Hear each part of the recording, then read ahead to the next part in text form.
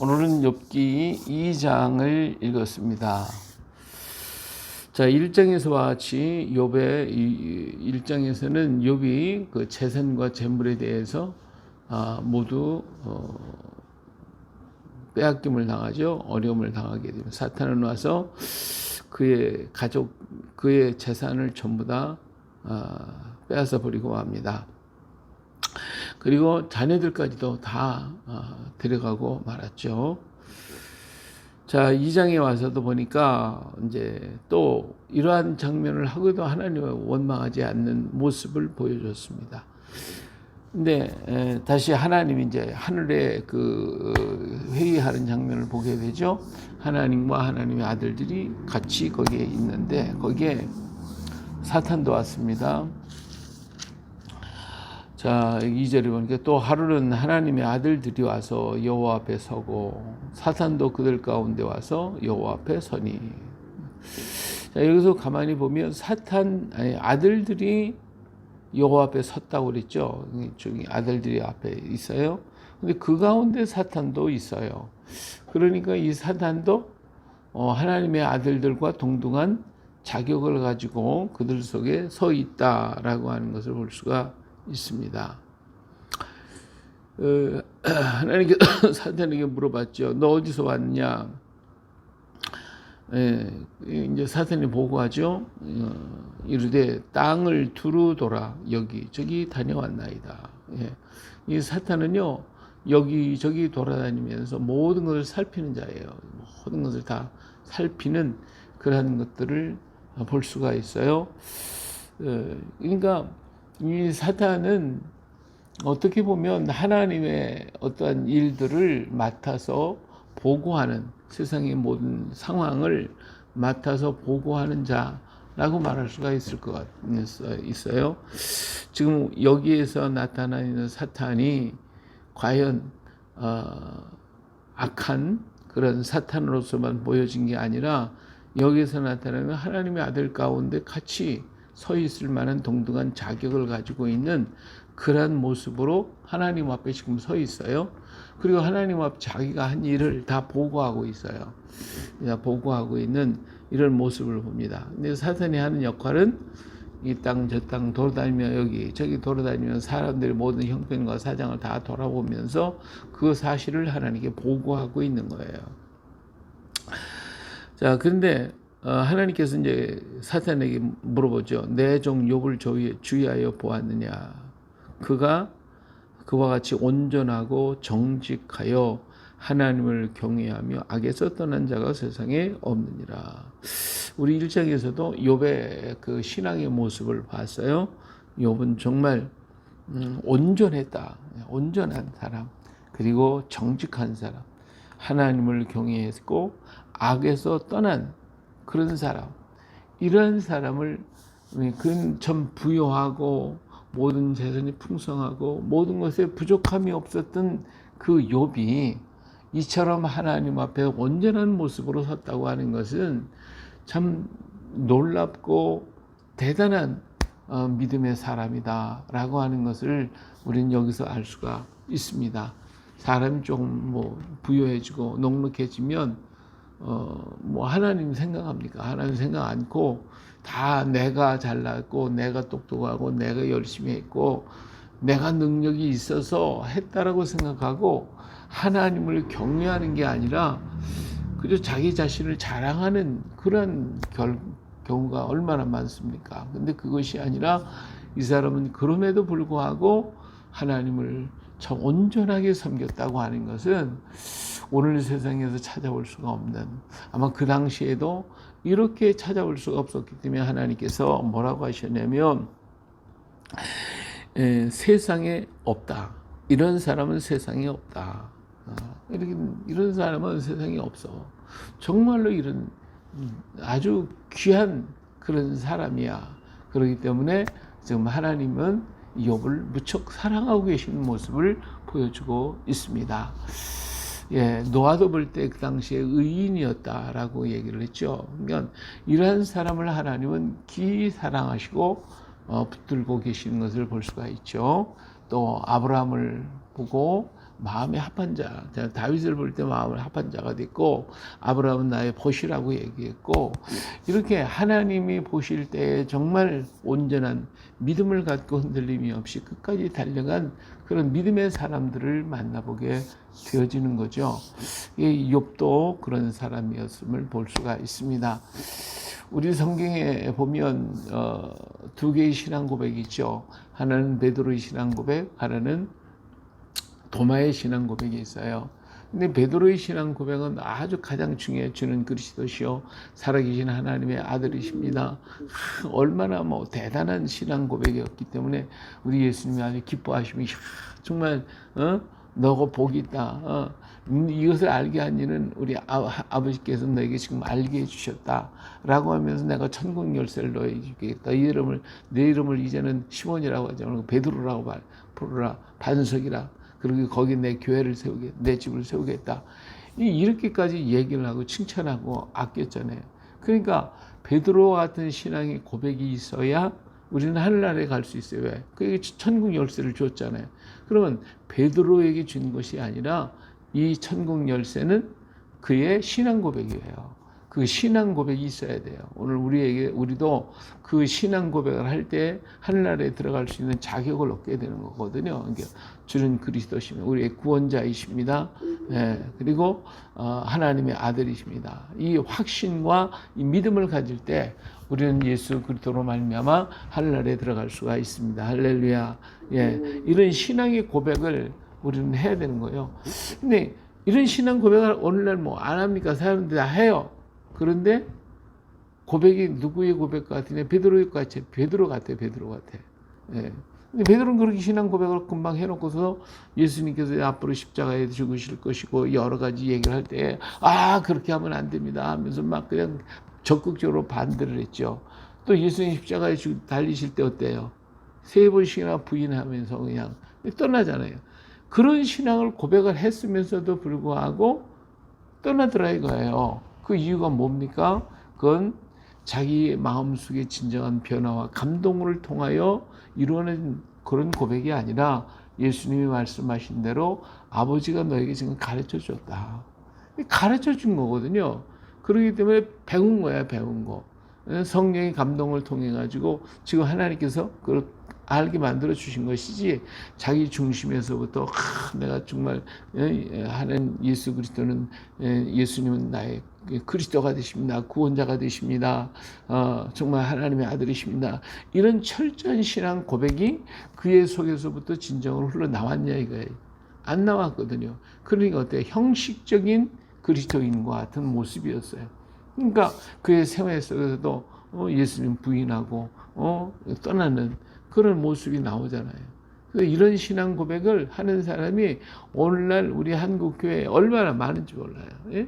입으로는 굉장히 하나님을 사랑하고 굉장히 신앙이 좋은 것 같은데 진정한 삶, 그의 속에 과연 예수님이 있냐 그것이.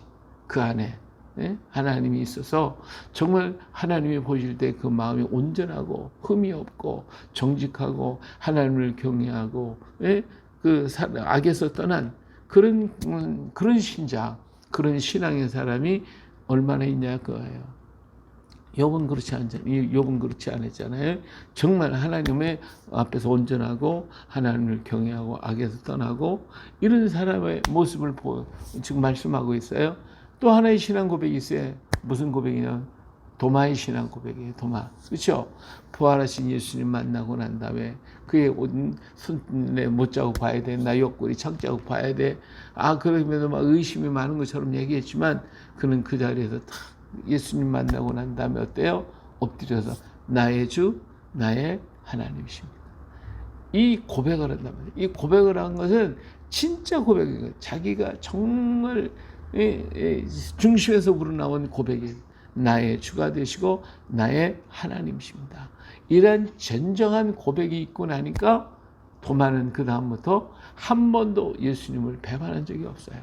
그는 끝까지 하나님의 말씀을 따라서 저 땅끝까지 우리 한반도 저 끝까지 찾아왔고 그래서 복음 들고 나갔어요. 그의 믿음 그리고 그의 이 전도 땅끝까지 복음을 저 서쪽으로는 바울이 갔다면 동쪽으로는 도마가 왔고, 그리고 그는 마지막 순교하기까지 그는 변치 않고 오직 주님만 바라보고 걸어갔다 그 말이에요. 이러한 신앙의 고백이 오늘 우리 속에서 일어나야 되기 때문에 하나님이 보실 때 아름다운 것이거든요. 그래야 진정 그리스도를 위해서 사는 것이 되는데, 과연 내 신앙 고백이 베드로의 신앙 고백인가? 도마의 신앙 고백인가? 한번 생각해 봐야 돼. 가끔 보면 이게 헷갈릴 때가 있어요. 내가 신앙 고백한 것 같은데 그렇지 못할 때가 있다 이거예요.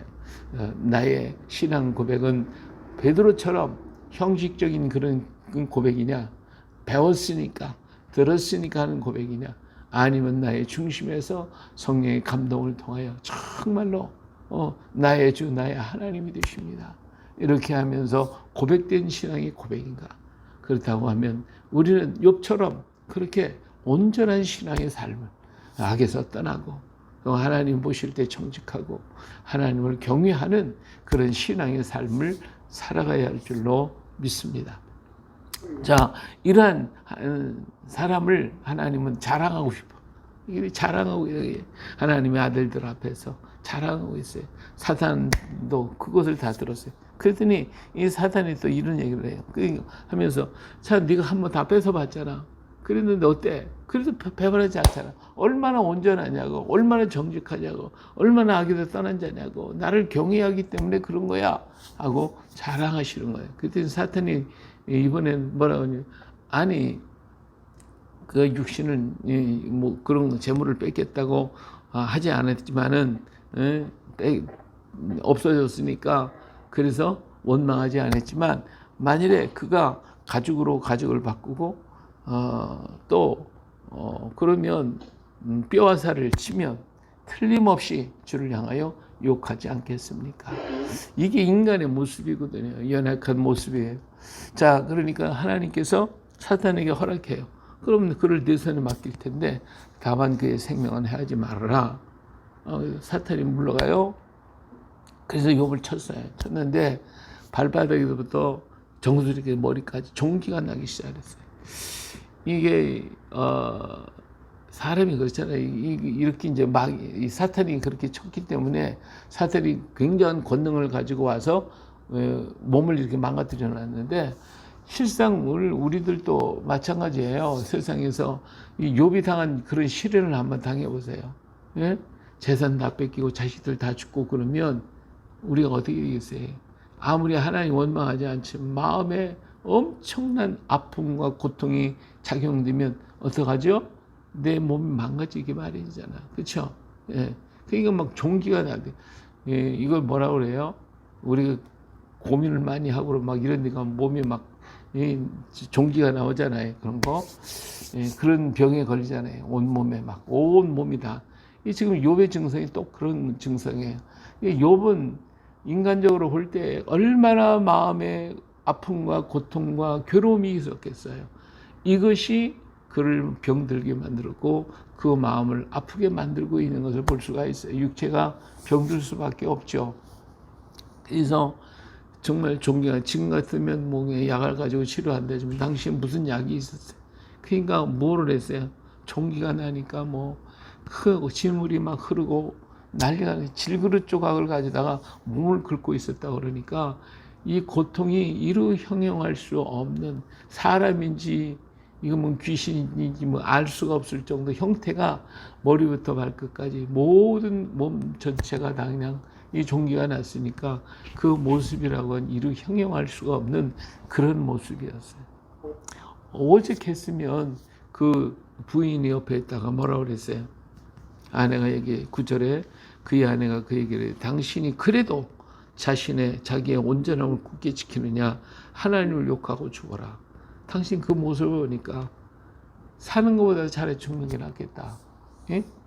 차라리 죽어라. 예. 하나님 욕하고 죽어라. 하나님이 살아계시다면 어떻게 이런 일이 있을 수가 있냐. 예? 그러잖아요.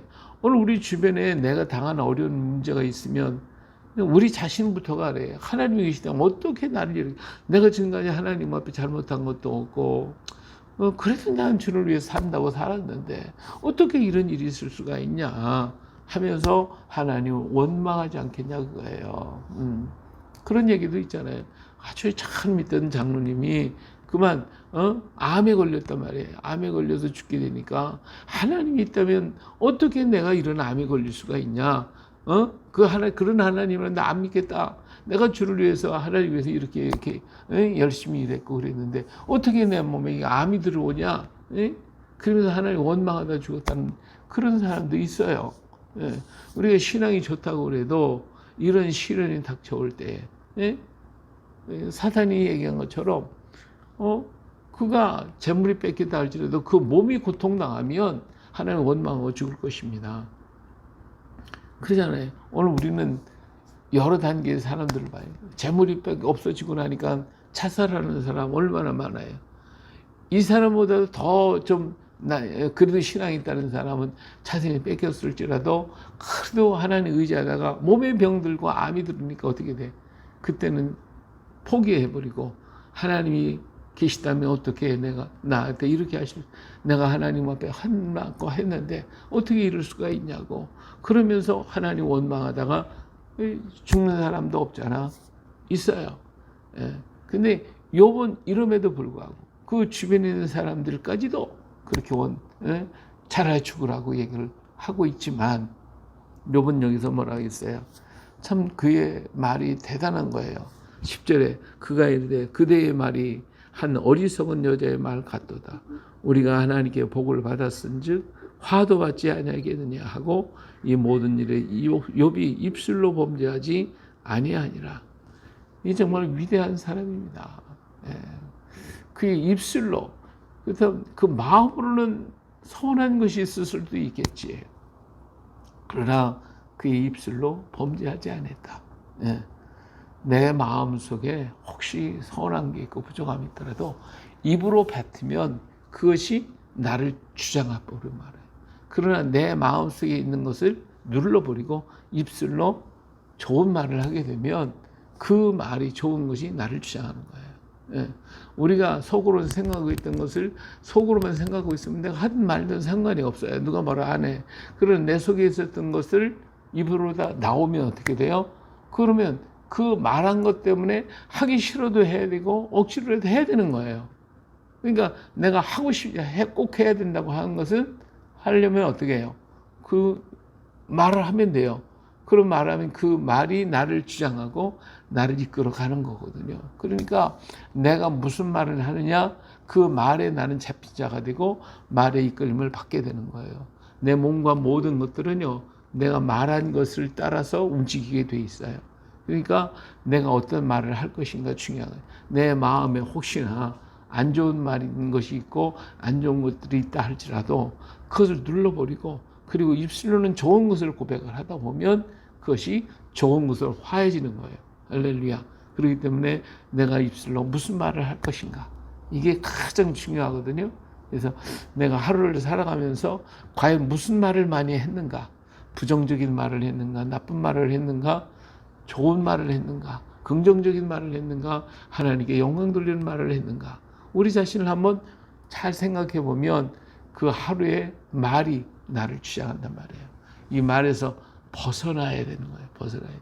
그래서 우리는 하나님의 말씀으로 무장하고 하나님의 말씀이 늘 이 세포들이 내 몸의 모든 세포와 조직들이 하나님의 말씀을 늘 듣게 만들고 그래서 찬양하고 감사하고 기뻐하는 말로 채워지면 내 온몸이 다 그렇게 반응을 해요. 다 반응을 한단 말이에요.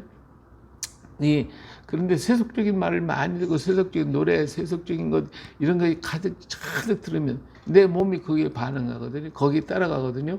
그러니까 거기에 젖어버리고 마는 거예요. 여기서 벗어날 수 있는 길은 하나님 앞에 회개하는 것밖에 없어요. 어떻게 회개해? 하나님과 금식하며 기도하는 것밖에 없어요. 하나님과 금식을 해요. 금식하면서 내 이 젖어버린 이것들 다 벗어버리고 내 몸에 하나님의 말씀이 들어오도록 하나님의 말씀이 나를 주장하도록 하나님의 말씀을 말하고 하나님의 말씀을 노래하고 하나님을 찬양하는 말로 자꾸 하다 보면 그 말이 나를 주장해요. 내 몸과 마음과 역시를 주장한단 말이에요. 할렐루야. 욥이 그런 얘기. 이 아내는 부인은 막 그냥 저주하고 죽어 하나님 죽어 막 그러더라도 그 말씀을 하지 않고 어떻게 해요? 나는 하나님을 찬양하는 말을 하는. 하나님을 어떻게 네가 어리석구나. 너는 어리석은 거야. 그 말하는 게 참 어리석은 거야. 하고 얘기를 하잖아요. 예. 그리고 어때요? 오직 하나님을 찬양. 하나님께 감사하는 그 마음으로 채워졌어요. 그러니까 이 말이 그를 주장하는 거예요. 그의 온 몸과 마음과 영혼을 주장하게 되는 거예요. 예. 자, 이러한 욥의 신앙을 통하여 욥의 그 고난에서부터 이겨나가는 그 모습을 여기서 우리는 보게 되어지는 것입니다. 자, 욥의 세 친구들이 왔죠. 욥의 세 친구들이 참 욥을 사랑했던 사람인 것 같아요. 먼 곳에서부터 욥을 찾아왔어요. 왔는데 보니까 눈을 들어보니 12절 눈을 들어 멀리 보매 그가 욥인 줄 알기 어렵게 되었으니 이게 사람인지 짐승인지 귀신인지 정말 알 수 없을 정도로 온 몸이 망가져 있는 모습. 그가 가진 것은 아무것도 없죠. 그 몸이 만신창이가 됐죠. 그냥 죄는 뒤집어 쓰고 있죠. 그 모습이 어떠하겠어요. 예. 정말 이를 감당할 수가 없는 그런 모습이었을 거예요. 그러니까 욥이 어떤 사람인 줄 알고 있었던 이 친구들이 참 이 친구들이 대단한 것은요. 여기 말해서 일제히 소리질러 울며 각각 자기의 고소를 짓고 하늘 향하여 티끌을 날려 자기 머리에 뿌리고 밤낮 7일 동안 그와 함께 땅에 앉았으니 욥의 고통의 심함을 보므로 그들에게 한마디도 말하는 자가 없었더라. 참 이런 친구가 어디 있어요? 예? 이 망하고 나면 누가 찾아옵니까? 예? 아예 다 떠나버리고 모른 척하지. 근데 이 세 친구가요 얼마나 참 좋은 친구인가 하는 거 알 수 있잖아요. 찾아왔어요. 찾아온 것도 대단한데 일주일 동안을 말도 못하고 같이 울고 앉았으니 이 정말 진실한 친구 아닙니까? 대단한 친구죠. 예. 참 우리는 이 욥의 세 친구가 뭐 욥을 갖다 뭐 했다고 앞으로 이제 그런 얘기가 나옵니다만은 그래도 이 세 친구는 진실한 친구였다. 정말 귀한 친구였다 하는 것을 우리 알 수가 있습니다. 우리 예수님도 나의 진실한 친구이십니다. 내 아플 때 고난 당할 때에 내가 보이지 않고 들리지 않더라도 주님은 나를 위해서 탄식하고 기도하고 울고 계시다는 걸 우리는 기억해야 됩니다. 예. 우리는 하나님이 욥을 자랑하시는 것처럼 하나님 앞에서 자랑스러운 우리가 되어야 되겠죠. 욥과 같은 진정한 신앙의 사람, 진정한 믿음의 사람, 흔들림이 없는 사람 되어야 되겠죠. 그러기 위해서 언제나 주의 말씀으로 무장하고 하나님을 찬양하고 말씀 하나님의 찬양을 통하여 내 몸과 마음과 영혼이 온전히 하나님을 향하여 나갈 수 있는 그런 우리가 되어야 할 것입니다. 그럴 때 하나님의 정말 사랑받고 하나님 앞에 하나님이 자랑하는 그런 일꾼이 될 수가 있게 될 것입니다.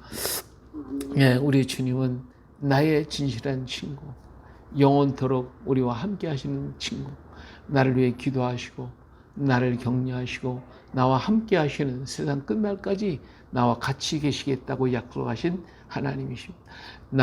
내가 어떤 형편에 있든지 어떤 모습이 있든지 어떠한 자리에 있든지 간에 언제나 나와 함께 계시는 우리 주님이 계시다고 하는 이 사실을 믿고 오늘도 다시 한번 힘을 내어 일어나서 더욱더 주를 위해 살아가는 복된 이 하루가 또 되시기를 예수님의 이름으로 축복합니다. 할렐루야. 아멘.